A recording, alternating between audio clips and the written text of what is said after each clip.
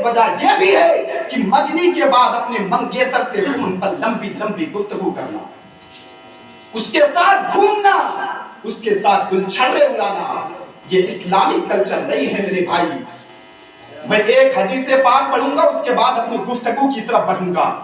جنت کے ماحول میں بہت توجہ سے سننا، جنت کے ماحول میں اللہ نے جنت میں حضرت آدم علیہ السلام کو وجود بخشا۔ آدم جنت میں رہتے ہیں، آدم جنت میں مقیم ہے، آدم علیہ السلام کے سامنے حوران بہشت کا حسن بھی ہے، فرشتے موجود ہیں، جنت کی نہریں موجود ہیں، جنت کے باغات موجود ہیں۔ اے میرے بھائی، جنت اسے کہتے ہیں جس جگہ پر کسی چیز کی کمی نہیں ہے۔ لیکن آدم عرض کرتے ہیں اللہ تیری جنت میں تو ہر نعمت موجود ہے، مگر مولا میرا کوئی ہمدم بھی عطا کر دے۔ پتہ چلا اے میرے عزیزوں، اگر کسی کا گھر جنت بھی بن جائے اور اگر اس میں عورت نہ ہو تو بھی وہ ناقص نظر آتا ہے۔ جنت میں آدم عورت کو مان کر بتا رہے ہیں اسلام کی نگاہ میں عورت کا مقام کیا ہے۔ آج جو لوگ کتوں کی طرح بھونکتے ہیں کہ اسلام تو عورتوں کا حقوق ادا نہیں کرتا، اسلام میں تو عورتوں کو برابری کا حق نہیں دیا جاتا ہے، تو وہ کان کھول کر کے سنے، جنت میں آدم عورت کو مان کر بتا رہے ہیں اللہ اکبر کبیرہ کی جنت میں اللہ اکبر اسلامی عورت کا مقام کیا ہے۔ جنتی حور بھی اسلامی عورت کے حسن کا مقابلہ نہیں کر سکتی، جنت کی حور بھی اسلامی عورت کے حسن کا مقابلہ نہیں کر سکتی۔ اسی لیے تو جنت میں آدم کہتے ہیں مولا میرا کوئی ہمدم عطا کر دے، میرا کوئی مونس عطا کر دے، میرا کوئی ہمراز عطا کر دے۔ تو میرے کریم نے آدم علیہ السلام کی بائیں پسلی سے جنت میں جناب حوا کو پیدا کیا، اما حوا کو وجود عطا کیا آدم علیہ السلام کی بائیں پسلی سے۔ اب میں آپ سے پوچھنا چاہتا ہوں، مجھے بتاؤ میرے عزیز، اسلام میں ہر چیز میں دائیں افضل ہے کہ نہیں؟ کھانا شروع کرو دائیں ہاتھ سے، پانی پیو دائیں ہاتھ سے، چلو تو دائیں طرف سے، بیٹھو تو دائیں طرف سے، دایاں دایاں دایاں دائیں طرف سیدھی طرف سنت ہے۔ لیکن مولا میرے بات سمجھ میں نہیں آتی، میرے کریم تیرے حکمتوں پہ قربان، ہر چیز کو تو نے دائیں طرف سے پسند کیا، لیکن جب عورت کو پیدا کیا تو بائیں پسلی سے پیدا کیا۔ گویا کی قدرت کا نقیب جواب دے گا نادان، بائیں طرف دل ہے اور ہم نے دل کے سب سے قریب والی پسلی سے تیری عورت کو پیدا کیا۔ پتا چلا عورت نہ پیر کی جوتی کا نام ہے، عورت نہ سر کے تاج کا نام ہے، عورت دل کے قریب کے پسلی کا نام ہے۔ اسی لیے اسے دل میں رکھا جاتا، اسے دل میں جگہ دی جاتی ہے کہ نہیں؟ آدم علیہ السلام نے جب اپنی طرح حسن کا پیکر دیکھا، میری طرف دیکھیں میرے بھائی، آدم علیہ السلام نے جب اپنی طرح حسن کا پیکر دیکھا، آدم کو جب عورت نظر آئی، مرد کی فطرت ہے جہاں عورت دکھی کشش ہے اس کے اندر، مرد اس طرف بڑھتا ہے۔ اللہ کے نبی حضرت آدم علیہ السلام بحیثیت مرد اما حوا کی طرف بڑھے۔ آپ بتاؤ حوا کس کے لیے پیدا کی گئی؟ آدم کے لیے، کیونکہ اور کوئی مرد تو ہے نہیں۔ گویا کہ اس اعتبار سے حضرت حوا صرف آدم کے لیے ہے۔ اور توجہ، جو عورت جس مرد کے لیے نکاح سے پہلے مختص کر دی جائے، اس جملے پر خاص توجہ، علماء کی توجہ، عوام علماء سب کی توجہ، جو عورت جس مرد کے لیے نکاح سے پہلے مختص کر دی جائے، خاص کر دی جائے، اسی مختص کرنے کو، اسی خاص کرنے کو مگنی کہتے ہیں۔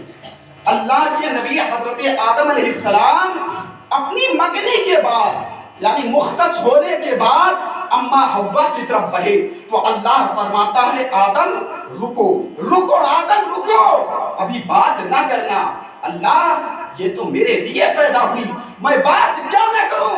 ارشاد ہوا آدم ابھی نکاح نہیں ہوا اس لیے بات نہ کرنا۔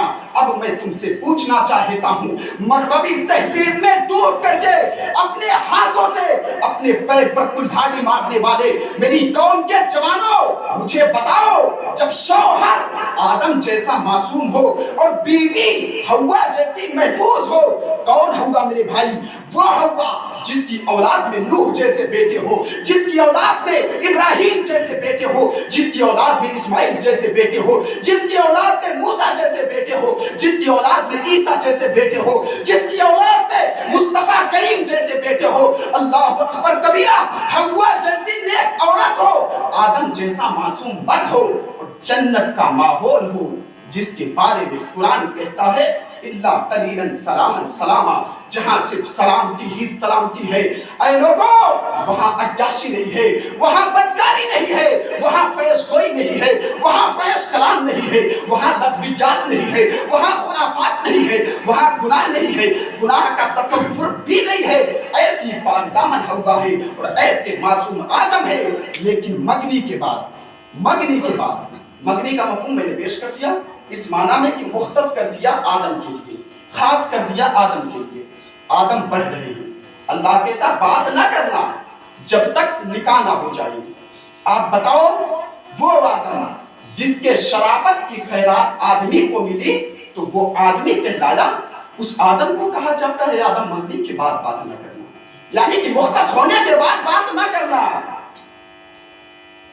اب آپ مجھے بتاؤ میرے بھائی، جنت کے ماحول میں جب آدم کو روک دیا گیا کہ آدم نکاح سے پہلے حوا سے بات نہ کرنا، تو آپ بتاؤ اے لوگوں، اے جوان کیٹیگری کے لوگ، آج تمہیں کس نے اجازت دے دی کہ تم نکاح سے پہلے اپنی منگیتر کے ساتھ فون پر لمبی لمبی گفتگو کرو؟ آج تمہیں کس نے اجازت دے دی کہ تم منگنی کے بعد اپنی بوائے فرینڈ، اپنی گرل فرینڈ کے ساتھ گلچھرے اڑاؤ؟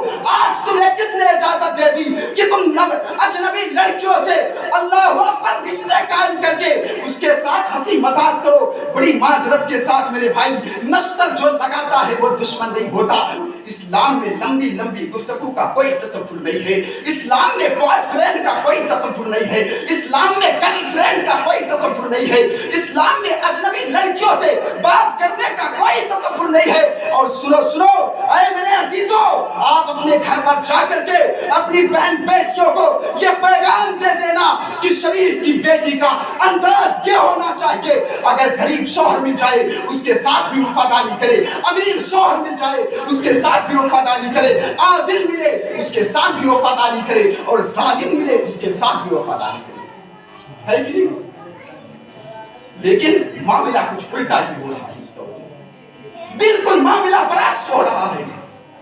میرے بھائی، آج میں آپ کو بتاؤں، ہمارے بزرگوں نے اپنی کتابوں میں لکھا ہے، ایک مرتبہ یوں ہوا، توجہ چاہیے خاص طور سے، ایک مرتبہ یوں ہوا، نازوں سے پلنے والی سیدہ فاطمہ، وہ سیدہ فاطمہ جو فرش پر چلے تو یوں لگتا ہے عرش زمین پر آ گیا، جس کے گھر میں سید الملائکہ جبریل امین بھی اجازت کے بغیر نہ آتے ہو۔ وہ سیدہ کائنات، ایک مرتبہ مولائے کائنات سے کوئی ایسی بات ہو گئی کہ سیدہ ناراض ہو گئی اور ناراض ہو کر کے کہا رکو، ابھی اپنے ابا سے یعنی کہ مصطفیٰ کریم سے ہم آپ کی شکایت کریں گے۔ سیدہ کے گھر اور آقا کے گھر میں صرف ایک دیوار کا فاصلہ تھا، توجہ چاہیے، سیدہ کے گھر اور آقا کے گھر میں صرف ایک دیوار کا فاصلہ تھا۔ وہ اپنی پیبندوں والی چادر اوڑھی اور اوڑھ کر کے دروازے پر آئی اور دستک دیا اور کہا کریم آقا، دروازہ کھولی۔ آقا کریم نے اندر سے پوچھا کون ہو تم؟ سیدہ کی آواز تو آقا پہچانتے تھے کیونکہ ان کی بیٹی تھی۔ آقا کریم نے پوچھا کون ہو تم؟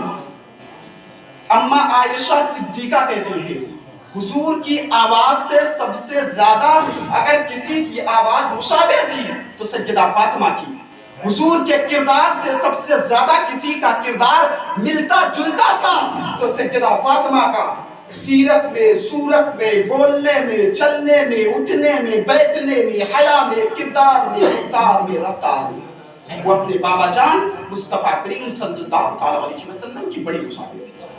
آواز لگائی بابا، دروازہ تو کھولے۔ اندر سے آواز آئی کون ہو تم؟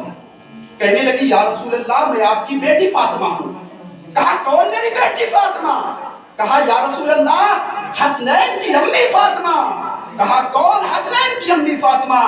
تو کہنے لگی یا رسول اللہ علی کی بیوی فاطمہ. جب علی مرتضیٰ کا نام آیا تو آقا نے فرمایا فاطمہ شوہر سے ناراض ہو کر آئی ہو. توجہ، آقا نے فرمایا فاطمہ شوہر سے ناراض ہو کر آئی ہو، آج میرا دروازہ تیرے لیے نہیں کھلے گا.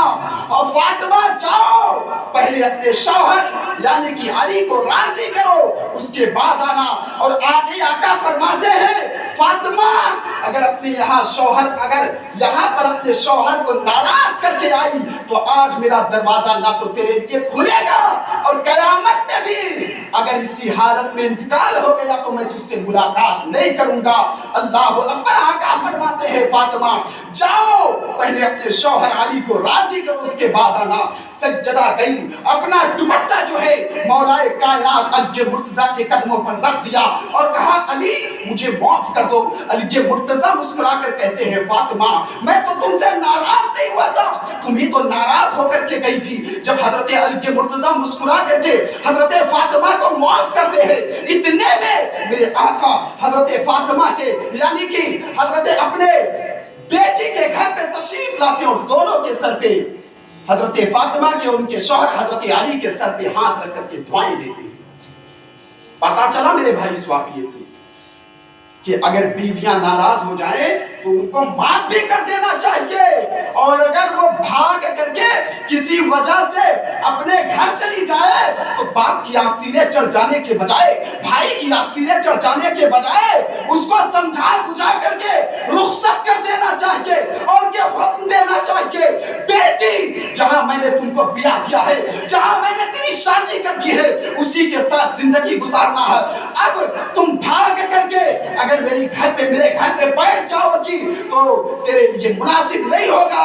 اور خاص کر کے اس دور میں، اس پرختن دور میں جو لوگ بات کرتے ہیں اجنبی لڑکیوں سے، مجھے معلوم ہے، میں بتا دوں 85% نوجوان، اگر 90 کہہ دوں کا شاید کوئی غلط نہیں ہوگا لیکن میں 85 اپنے علم کے مطابق کہہ رہا ہوں، 85% نوجوان بے حیائی کا شکار ہو گئے ہیں، اجنبی لڑکیوں سے بات کرنے کا شکار ہو گئے ہیں، کسی لڑکی کی عزت پر کیچڑ اچھالنے کے لیے تیار ہو گئے ہیں، اس کی عزت پر اللہ اکبر پتھر مارنے کے لیے تیار ہو گئے ہیں. تو میں ایسے نوجوان سے کہنا چاہتا ہوں، ایک جملہ کہنا چاہتا ہوں، تم شیشوں کے گھر میں رہ کر کے کسی پر پتھر مارو گے تو یاد رکھنا کسی کی مٹی کی دیوار ٹوٹے یا نہ ٹوٹے لیکن آپ کے شیشے کا محل ضرور چکنا چور ہوگا. آپ کے گھر میں بہن بیٹیاں بھی موجود ہے، آپ کے گھر میں آپ کی بہنیں موجود ہے، آپ کے گھر میں آپ کی بیویاں موجود ہے، آپ کے گھر میں آپ کی بیٹیاں موجود ہے. اگر آپ اپنے گھروں کے بہن بیٹیوں اور بیویوں کو چھوڑ کر کے کسی کی بہن بیٹی اور بیویوں پر گندی نظر ڈالو گے تو یاد رکھنا آپ ہزاروں دیواروں میں قید کر لو اپنی بہن بیٹیوں کو لیکن محفوظ نہیں رکھ سکتے ہو. آپ اسی وقت اپنی بہن بیٹیوں بیویوں کو محفوظ رکھ سکتے ہو جب آپ کسی کی عزت پر کیچڑ اچھالنے سے خود محفوظ ہو. خود تو عیاشی مکاری نالائکی حرام خوری کرتے ہو اور سوچتے ہو ہماری گھر کی بہن بیٹیاں شریف بن جائیں، پارسا بن جائیں. ایسا نہیں ہوتا. کسی کے مٹی کی دیوار پر پتھر مارو گے، کسی کی مٹی کی دیوار ٹوٹے یا نہ ٹوٹے لیکن آپ جس گھر میں رہ کر کے پتھر مار رہے ہو نا میرے بھائی وہ آپ کے شیشے کا محل ضرور چکنا چور ہوگا. سمجھ رہے ہو؟ ہاں، لہذا آپ ان سارے خرافات سے گریز کرو. اور مگنی کے بعد لمبی گفتگو کا اسلام میں کوئی تصور نہیں ہے، گرل فرینڈ کا کوئی تصور نہیں ہے، بوائے فرینڈ کا کوئی تصور نہیں ہے، اجنبی لڑکی سے بات کرنے کا کوئی تصور نہیں ہے. اور اپنی بہن بیٹیوں کو سکھا دو کہ شریف کی بیٹی کا انداز یہ ہونا چاہیے کہ غریب شوہر مل جائے اس کے ساتھ بھی وفاداری کرے، امیر شوہر مل جائے اس کے ساتھ بھی وفاداری کرے. ایک بات ہو 2 منٹ میں ایک بات اور بس کر دینا چاہتا ہوں. گزشتہ جمعہ کو بھی میں نے یہ بات کہی تھی اور اس جمعہ کو بھی پما کے دہن کے بعد کہہ دینا چاہتا ہوں. اے میرے عزیزوں، کیا آپ نے اپنے دادا دادی کی محبت کو نہیں دیکھا؟ یہ بات میں نے گزشتہ جمعہ کو کہی تھی. بوڑھے ہو گئے लेकिन इतना प्यार है देख करके दिल अश अश करता है। कभी तलाकें नहीं वाक़ हुआ करती है, हम अपने माथे की आंखों से कभी अपने दादा दादी को देखते हैं, कभी अपने वालिदैन को देखते हैं, कभी अपने बुजुर्गों को देखते हैं, कभी अपने बड़ों को देखते हैं। एक मिसाली मोहब्बत। और आपको बता दूं मेरे भाई, मोहब्बत जब शादी के बाद पैदा होती है तो ताजमहल बनते हैं। मोहब्बत जब शादी के बाद पैदा होती है तो समरकंद बनता है। मोहब्बत जब शादी के बाद पैदा होती है तो बुखारा वजूद में आता है। महबूब के रुखसार के दिल पर कभी समरकंद और बुखारा बनते हैं और कभी सूरत मुमताज पर ताज का वजूद आता है। लेकिन जब शादी से पहले सब कुछ हो जाता है तो फिर तलाकें वाक़ होती है, घर उजड़ते हैं, लड़ाई झगड़े होते हैं, मारपीट हुआ करते हैं। 4 दिन की चांदनी, बल्कि 4 दिन की नहीं मेरे भाई, चंद दिन की चांदनी, फिर अंधेरा ही अंधेरा होता है। क्यों अपनी जिंदगी को अंधेरा बना रहे हो? अपनी जिंदगी को रोशन और ताबनाक बनाने के लिए जरूरी है खुद पहले सुधर जाओ।